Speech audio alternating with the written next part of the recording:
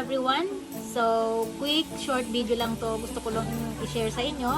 Itong DIY namin na lumpiang pansit. Anong pansit ito, ma'am? Pansit Mickey. Nagluto si mama nakaraan ako ng pansit Mickey. Hindi na ubos. So, end up, lumpia. Ayan siya.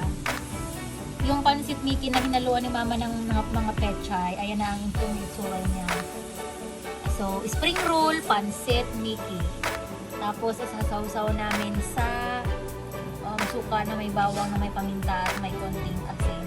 Tapos, ayan siya. So, ayan lang. O, diba?